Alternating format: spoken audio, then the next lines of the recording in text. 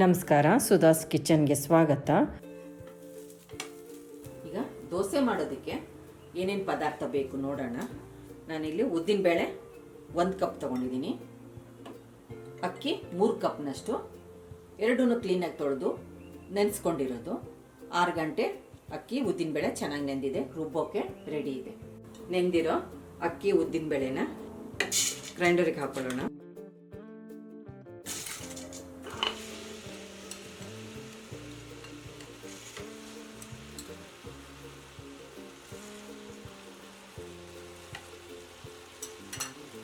ಸ್ವಲ್ಪ ನೀರು ಸೇರಿಸ್ಕೊಳ್ಳೋಣ,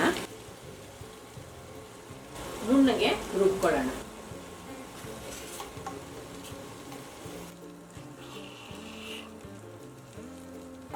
ಈಗ ಆಗಿದೆ,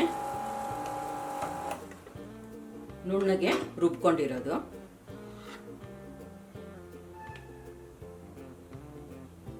ನುಣ್ಣಗೆ ರುಬ್ಬಿರೋದು ತೆಕ್ಕೊಳ್ಳೋಣ. ಹಿಟ್ಟು ಒಂದು ಪಾತ್ರೆ ತಕ್ಕೊಂಡಿರೋದು. ಈಗ 8 ಗಂಟೆ ನೆನೆಯೋಕೆ ಬಿಡೋಣ. 7 ರಿಂದ 8 ಗಂಟೆ ಹಿಟ್ಟು ನೆನೆಯೋಕೆ ಬಿಟ್ಟಿತ್ತು. ನೋಡೋಣ, ನೋಡಿ ಎಷ್ಟು ಚೆನ್ನಾಗಿ ಉದುಗ್ ಬಂದಿದೆ. ನೋಡಿ ಹೇಗೆ.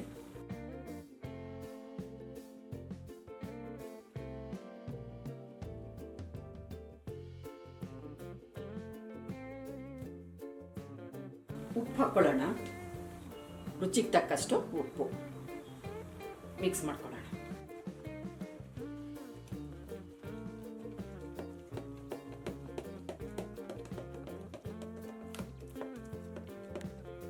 ಒಂದು ಪಾತ್ರೆ ತಕ್ಕೊಳ್ಳೋಣ. ಇದನ್ನು ಹಂಚಿಗೆ ಎಣ್ಣೆ ಹಾಕ್ಕೊಳ್ಳೋಣ. ಈರುಳ್ಳಿಯಲ್ಲಿ ನಾನು ಸವರ್ಕೋತಾ ಇದ್ದೀನಿ.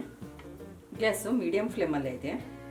ಈರುಳ್ಳಿ ದೋಸೆ ಮಾಡುವಾಗ ಹೈ ಫ್ಲೇಮ್ ಇಟ್ಕೋಬಾರ್ದು, ಸ್ವಲ್ಪ ಹಂಚು ಬಿಸಿಯಾಗಿದ್ರೆ ಸಾಕು. ಮೀಡಿಯಂ ಫ್ಲೇಮ್ ಇಟ್ಕೊಂಡು ನಾನಿಲ್ಲಿ ಸಣ್ಣದಾಗಿ ಈರುಳ್ಳಿ, ಕೊತ್ತಂಬರಿ ಸೊಪ್ಪು, ಹಸಿಮೆಣಸು ಹಾಕ್ಕೊಂಡಿದ್ದೀನಿ.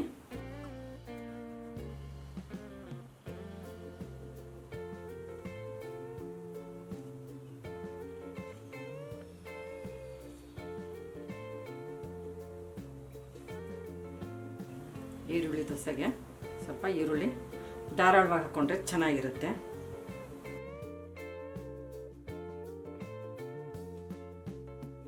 ಎಣ್ಣೆ ಹಾಕೊಳ್ಳೋಣ. ಸ್ವಲ್ಪ ತುಪ್ಪನ ಹಾಕ್ತಾ ಇದ್ದೀನಿ.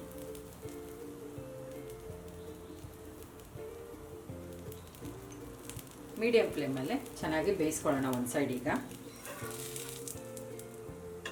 ತಿರುಗಿಸಿ ಹಾಕೊಳ್ಳೋಣ. ಸ್ವಲ್ಪ ನಿಧಾನಕ್ಕೆ ಈ ಥರ ಪ್ರೆಸ್ ಮಾಡ್ಕೊಳ್ಳೋಣ. ಮೀಡಿಯಂ ಫ್ಲೇಮಲ್ಲೇ ಇದೆ. ಈಗ ತಿರುಗಿಸಿ ಹಾಕೊಳ್ಳೋಣ.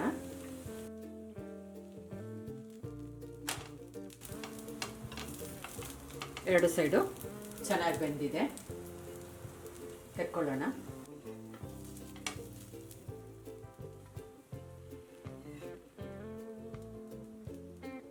ನಮ್ಮ ಚಾನಲ್ಗೆ ಸಬ್ಸ್ಕ್ರೈಬ್ ಮಾಡಿ, ಬೆಲ್ ಐಕಾನ್ ಒತ್ತಿ ಹಾಗೂ ವಿಡಿಯೋಸ್ನ ಲೈಕ್, ಶೇರ್ ಮತ್ತು ಕಾಮೆಂಟ್ ಮಾಡಿ.